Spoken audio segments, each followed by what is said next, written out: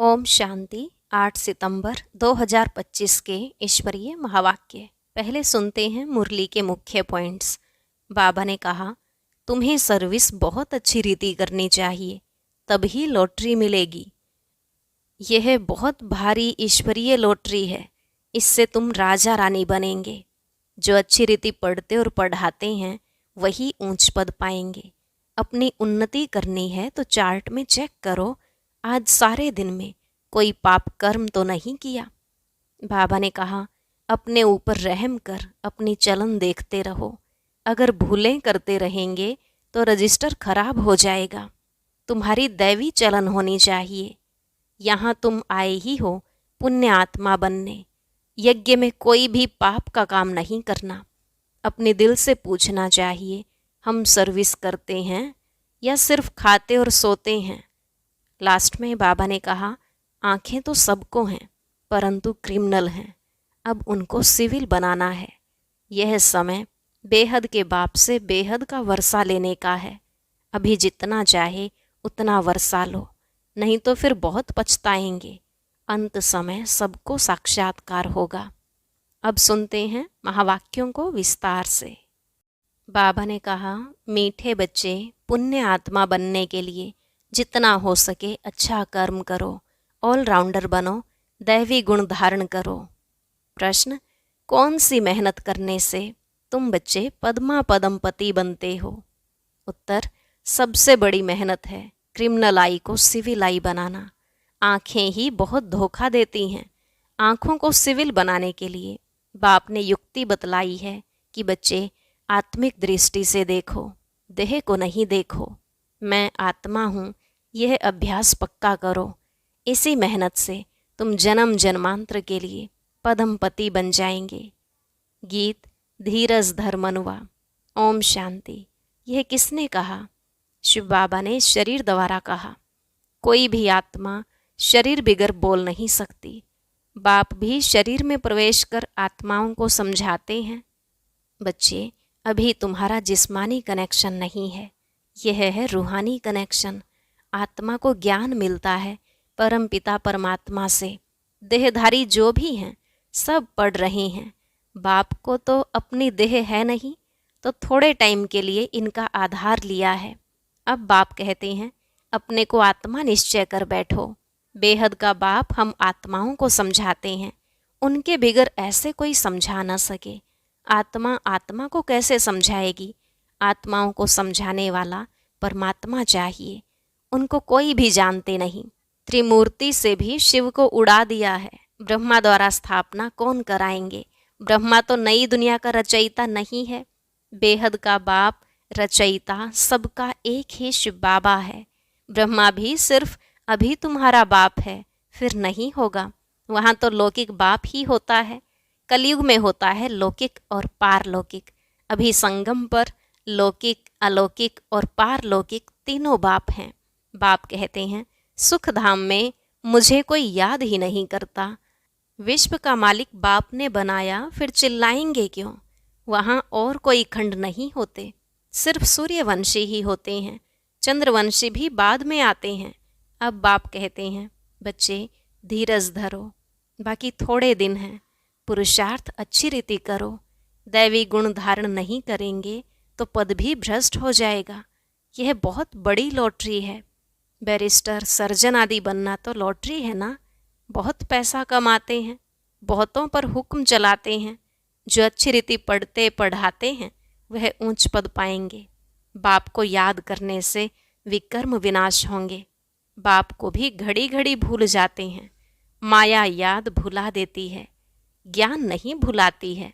बाप कहते भी हैं, अपनी उन्नति करनी है तो चार्ट रखो। सारे दिन में कोई पाप कर्म तो नहीं किया, नहीं तो 100 गुना पाप बन जाएगा। यज्ञ की संभाल करने वाले बैठे हैं, उनकी राय से करो।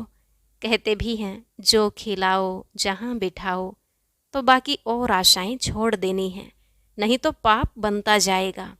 आत्मा पवित्र कैसे बनेगी? यज्ञ में कोई भी पाप का काम नहीं करना है। यहाँ तुम पुण्य आत्मा बनते हो। चोरी चकारी आदि करना पाप है ना। माया की प्रवेशता है, न योग में रह सकते न ज्ञान की धारणा करते हैं।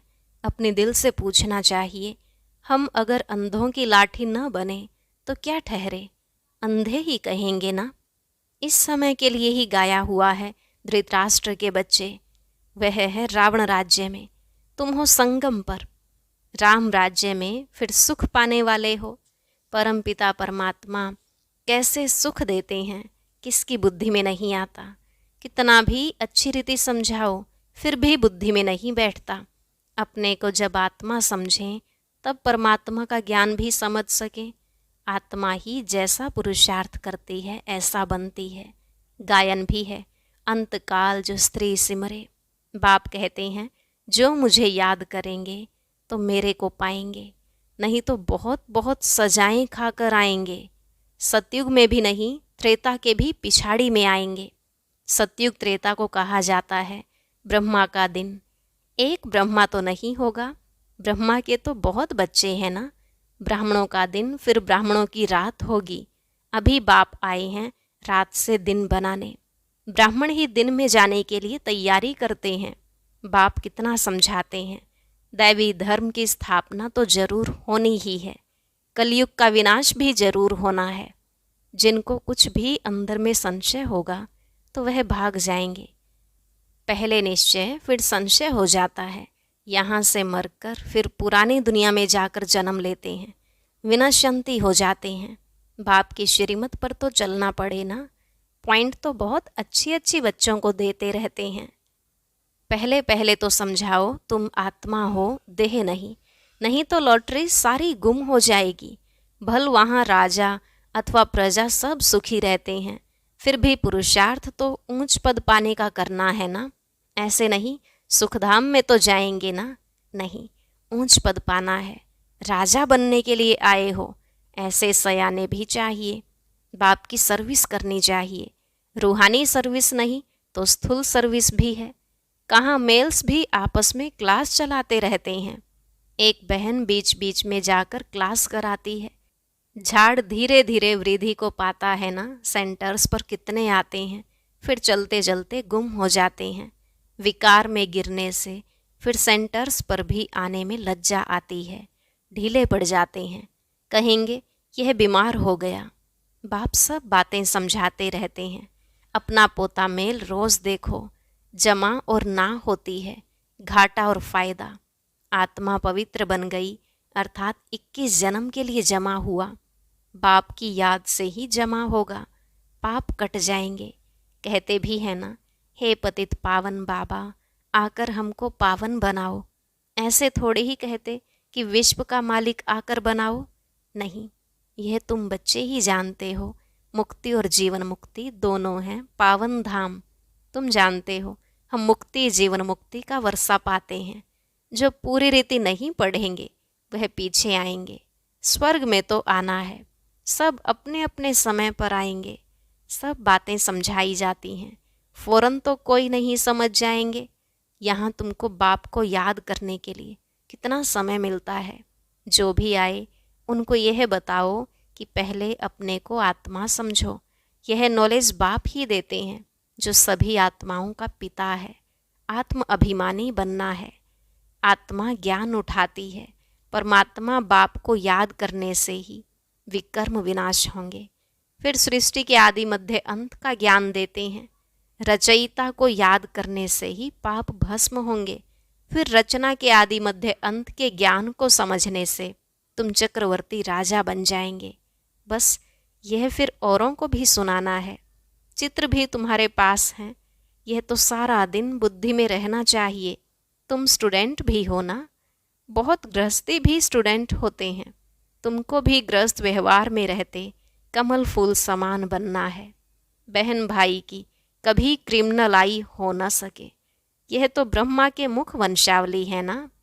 क्रिमिनल को सिविल बनाने के लिए बहुत मेहनत करनी है। आधा कल्प की आदत पड़ी हुई है, उनको निकालने में बड़ी मेहनत है। सब लिखते हैं यह पॉइंट जो बाबा ने समझाई है क्रिमिनलाई को निकालने की, यह बहुत कड़ी है। घड़ी घड़ी बुद्धि चली जाती है, बहुत संकल्प आते हैं। अब आँखों का क्या करें? सूरदास का दृष्टांत देते हैं। वह तो एक कहानी बना दी है। देखा, आंखें हमको धोखा देती हैं तो आंखें निकाल दी। अभी तो वह बात है नहीं। यह आंखें तो सबको हैं, परंतु क्रिमिनल हैं, उनको सिविल बनाना है। मनुष्य समझते हैं घर में रहते यह हो नहीं सकता। बाप कहते हैं हो सकता है, क्योंकि आमदनी बहुत बहुत है। तुम जन्म जन्मांतर के लिए पद्मपति बनते हो, वहाँ गिनती होती ही नहीं। आजकल बाबा नाम ही पद्मपति पद्मावती दे देते हैं। तुम अनगिनत पद्मपति बनते हो, वहाँ गिनती होती ही नहीं। गिनती तब होती है जब रुपए पैसे आदि निकलते हैं, वहाँ तो सोने चांदी की मोहरें काम में आती हैं। आगे राम सीता के राज्य की मोहरें आदि मिलती थी, बाकी सूर्यवंशी राजाई की कभी नहीं देखी है। चंद्रवंशी की देखते ही आए। पहले तो सब सोने के सिक्के ही थे, फिर चांदी के। यह तांबा आदि तो पीछे निकलता है। अभी तुम बच्चे बाप से फिर वर्षा लेते हो। सतयुग में जो रस्म रिवाज चलनी होगी वह तो चलेगी ही। तुम अपना पुरुषार्थ करो। स्वर्ग में बहुत थोड़े होते हैं, आयु भी बड़ी होती है, अकाले मृत्यु नहीं होती। तुम समझते हो हम काल पर जीत पाते हैं, मरने का नाम ही नहीं। उसको कहते हैं अमर लोक। यह है मृत्यु लोक। अमर लोक में हाहाकार होती नहीं। कोई बूढ़ा मरेगा तो और ही खुशी होगी, जाकर छोटा बच्चा बनेंगे। यहाँ पर तो मरने पर रोने लगते हैं। तुमको कितना अच्छा ज्ञान मिलता है, कितनी धारणा होनी चाहिए। औरों को भी समझाना पड़ता है। बाबा को कोई कहे हम रूहानी सर्विस करना चाहते हैं, बाबा झट कहेंगे भल करो। बाबा कोई को मना नहीं करते हैं। ज्ञान नहीं है तो बाकी अज्ञान ही है। अज्ञान से फिर बहुत डिससर्विस कर देते हैं। सर्विस तो अच्छी रीति करनी चाहिए ना, तभी लॉटरी मिलेगी। बहुत भारी लॉटरी है, यह है ईश्वरीय लॉटरी। तुम राजा रानी बनेंगे तो तुम्हारे पोतरे पोत्रियां सब खाते आएंगे। यहाँ तो हर एक अपने कर्मों अनुसार फल पाते हैं। कोई बहुत धन दान करते हैं तो राजा बनते हैं। तो बाप बच्चों को सब कुछ समझाते हैं, अच्छी रीति समझ कर और धारणा करनी है। सर्विस भी करनी है। सैकड़ों की सर्विस होती है। कहाँ कहाँ भक्ति भाव वाले बहुत अच्छे होते हैं। बहुत भक्ति की होगी तभी ज्ञान भी जचेगा। चेहरे से ही मालूम पड़ता है। सुनने से खुश होते रहेंगे। जो नहीं समझेंगे वह तो इधर उधर देखते रहेंगे या आंखें बंद कर बैठेंगे। बाबा सब देखते हैं। किसको सिखलाते नहीं हैं तो गोया समझते कुछ नहीं। एक कान से सुन दूसरे से निकाल देते हैं। अभी यह समय है बेहद के बाप से बेहद का वर्षा लेने का। जितना लेंगे जन्म जन्मांतर कल्प कल्पांतर मिलेगा, नहीं तो फिर पीछे बहुत पछताएंगे। फिर सबको साक्षात्कार होगा। हमने पूरा पढ़ा नहीं इसलिए पद भी नहीं पा सकेंगे। बाकी क्या जाकर बनेंगे? नौकर चाकर, साधारण प्रजा। यह राजधानी स्थापन हो रही है। जैसा जैसा करते हैं उस अनुसार फल मिलता है। नई दुनिया के लिए सिर्फ तुम ही पुरुषार्थ करते हो। मनुष्य दान पुण्य करते हैं, वह भी इस दुनिया के लिए। यह तो कॉमन बात है। हम अच्छा काम करते हैं तो उसका दूसरे जन्म में अच्छा फल मिलेगा। तुम्हारी तो है 21 जन्मों की बात। जितना हो सके अच्छा कर्म करो, ऑलराउंडर बनो। नंबर 1 पहले ज्ञानी तो आत्मा और योगी तो आत्मा चाहिए। ज्ञानी भी चाहिए। भाषण के लिए महारथियों को बुलाते हैं ना, जो सब प्रकार की सर्विस करते हैं। तो पुण्य तो होता ही है, सब्जेक्ट्स है ना। योग में रहकर कोई भी काम करें तो अच्छे मार्क्स मिल सकते हैं। अपने दिल से पूछना चाहिए हम सर्विस करते हैं या सिर्फ खाते हैं सोते हैं। यहाँ तो यह पढ़ाई है और कोई बात नहीं है। तुम मनुष्य से देवता, नर से नारायण बनते हो। अमर कथा तिजरी की कथा है यही एक। मनुष्य तो सब झूठी कथाएं जाकर सुनते हैं। तीसरा नेत्र तो सिवाय बाप के कोई दे न सके। अभी तुमको तीसरा नेत्र मिला है, जिससे तुम सृष्टि के आदि मध्य अंत को जानते हो। इस पढ़ाई में कुमार कुमारियों को बहुत तीखा जाना चाहिए। चित्र भी हैं, कोई से पूछना चाहिए गीता का भगवान कौन है। मुख्य बात ही यह है, भगवान तो एक ही होता है जिससे वर्षा मिलता है मुक्तिधाम का। हम वहाँ रहने वाले हैं, यहाँ आए हैं पार्ट बजाने। अब पावन कैसे बने? पतित पावन तो एक ही बाप है। आगे चलकर तुम बच्चों की अवस्था भी बहुत अच्छी हो जाएगी। बाप किस्म किस्म से समझानी देते रहते हैं। एक तो बाप को याद करना है तो जन्म जन्मांतर के पाप मिट जाएंगे। अपने दिल से पूछना है, हम कितना याद करते हैं। चार्ट रखना अच्छा है। अपनी उन्नति करो, अपने ऊपर रहम कर अपनी चलन देखते रहो। अगर हम भूलें करते रहेंगे तो रजिस्टर खराब हो जाएगा। इसमें दैवी चलन होनी चाहिए। गायन भी है ना, जो खिलाएंगे, जहाँ बिठाएंगे, जो डायरेक्शन देंगे वह करेंगे। डायरेक्शन तो जरूर तन द्वारा देंगे ना। गेटवे टू स्वर्ग, यह अक्षर अच्छा है। यह द्वार है स्वर्ग जाने का। अच्छा, मीठे मीठे सिख लधे बच्चों प्रति माता पिता बाप दादा का याद प्यार और गुड मॉर्निंग। रूहानी बाप की रूहानी बच्चों को नमस्ते। रूहानी बच्चों की रूहानी बाप दादा को नमस्ते नमस्ते, गुड मॉर्निंग, शुक्रिया बाबा, शुक्रिया। धारणा के लिए मुख्य सार। पहला पॉइंट, पुण्य आत्मा बनने के लिए और सब आशाएं छोड़ यह पक्का करना है कि बाबा जो खिलाओ, जहाँ बिठाओ, कोई भी पाप का काम नहीं करना है। दूसरा, ईश्वरीय लॉटरी प्राप्त करने के लिए रूहानी सर्विस में लग जाना है। ज्ञान की धारणा कर औरों को करानी है। अच्छी मार्क्स लेने के लिए कोई भी कर्म याद में रहकर करना है। आज का वरदान, माया और प्रकृति को दासी बनाने वाले सदा स्नेही भव। माया और प्रकृति को दासी बनाने वाले सदा स्नेही भव। बाबा ने कहा, जो बच्चे सदा स्नेही हैं वह लवलीन होने के कारण मेहनत और मुश्किल से सदा बचे रहते हैं।